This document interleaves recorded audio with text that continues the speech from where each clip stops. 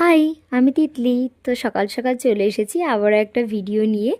আমি যেহেতু daily blog দিই তাই প্রতিদিন শেয়ার করার চেষ্টা করি। তো আজকে মা বলে গেছিলো ম্যাগি খেতে, কিন্তু ভাবলাম আবার সেই আগের মতো ফুটি আর ম্যাগি মশলাটা দিয়ে সেই আবার খাবো, কিন্তু না, এখন থেকে আর তোমরাও সেভাবে খেও না। আমি ইউটিউব দেখে একটা নিউ ম্যাগি রান্না করা শিখেছি। হয়তো আমার আগে অনেকেই শিখে গেছে, কিন্তু আমি নিউ যেহেতু, তাই আমার একটু নতুন নতুন ডিশ ট্রাই করতে বেশ ভালোই লাগছে এখন। তো যাই হোক, আমি কিন্তু পেঁয়াজ কেটে আগে থেকে রেডি করে রেখেছিলাম। তারপর কিন্তু আমি চলে এসেছিলাম আলু নিয়ে। আজ আলুটা কাটবো আগে, আর তার আগে কিন্তু আমি ম্যাগিগুলোকে ম্যাগির প্যাকেট থেকে একটু আলাদা করে নেবো। আমি কিন্তু এখানে 2 প্যাকেট ম্যাগি নিয়েছিলাম আমার খাওয়ার মতো। তাও আমার থেকে একটু বেশি হয়ে গেছিলো, তাই দয়া করে একটু বোনকেও দিয়ে দিয়েছিলাম। তো যাই হোক, ভিডিওটা শেষ অবধি দেখতে থাকো যে আমি কীরকম ধরনের ম্যাগি বানাচ্ছি আর এটার নাম কি দেওয়া যায় বলবে। আমি যেহেতু জানি না, ওই জন্য আমি নাম দিয়েছি ম্যাগি চাউমিন। তো যাই হোক, আমি কি রান্না করেছি আমি নিজেও জানি না, একটু আলাদা ধরনেরই ম্যাগি করেছি আজকে। তো যাই হোক, আমি এখানে এখন আলুগুলো কেটে নেবো। আর ম্যাগির মশলাটা আর ম্যাগিটা কিন্তু একদম আলাদা করে নিচ্ছি। ম্যাগিটা কিন্তু আমি এখানে সেদ্ধ করে নিয়েছিলাম প্রথমে, আর ঝুড়িতে কিন্তু রেখে দিয়েছিলাম জল ঝরানোর জন্য।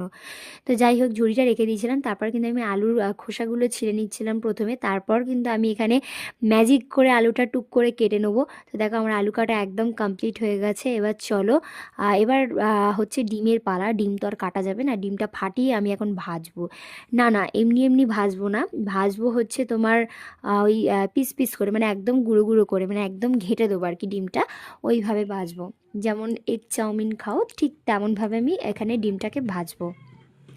তো যাই হোক, ডিম ভাজা আমার এখানে কমপ্লিট হয়ে গেছে। ডিমগুলোকে আমি আস্তে আস্তে কড়াই থেকে তুলে নিচ্ছি। তারপর আরও একটু তেল গরম হতে দিলাম, আর আস্তে আস্তে ওর মধ্যে পেঁয়াজ আর আলুটা দিয়ে দিলাম ভাজার জন্য।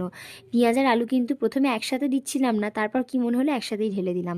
তারপরে আমি এখানে নুনটা দিলাম। নুন দিয়ে প্রথমে আমি পেঁয়াজ আর আলুটাকে ভালোভাবে মিক্স করিয়ে নেবো। আর আমি একবার করে সব কিছু দিচ্ছি আর একবার করে হাত ধুচ্ছি। জানি না এই অভ্যাসটা কোথা দিয়ে এলো, হয়তো মায়ের থেকে। তো যাই হোক, বাদ দাও। তারপর আমি ঢেলে নেবো একটু হলুদ, পরিমাণ মতো ঢেলো অবশ্যই। আমি কিন্তু 2 চামচ এখানে দিয়েছিলাম লবণ, আর অল্প একটু হলুদ দিয়েছিলাম, কারণ হলুদে একটু হলেই কালার এসে যায়। তারপর কিন্তু ম্যাগিগুলোকে ছিঁড়ে ছিঁড়ে দিয়ে দিচ্ছিলাম, কারণ ম্যাগিগুলো কিন্তু জমে গেছিলো সেদ্ধ হওয়ার পর। তো যাই হোক, আমি ম্যাগিগুলোকে এখানে ছিঁড়ে ছিঁড়ে দিচ্ছিলাম। তারপর কিন্তু আমি দেওয়ার পর একটু নাড়িয়ে নেওয়ার পর ম্যাগি মশলা দিয়ে দিলাম। 2 মশলাই আমি দিয়েছিলাম, 2 ম্যাগির 2 মশলাই আমি দিয়েছিলাম। এতে কিন্তু টেস্টটা অনেকটা বাড়ে। তো যাই হোক, ভালো করে নাড়িয়ে চাড়িয়ে নেবে। রেজাল্ট কিছুটা এরকম আসবে। দেখো কালারটা কতটা সুন্দর এসেছিলো। ও হ্যাঁ, আজ কিন্তু আমি কাঁচা লঙ্কা কাটতে একদমই ভুলিনি।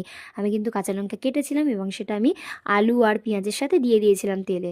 তো যাই হোক, তারপর আমি মানুর জন্য আলাদা করে একটু বেড়ে মানু, নিয়েছিলাম। একটু টেস্ট করে দেখি। নয় এটা তোরই, ধর।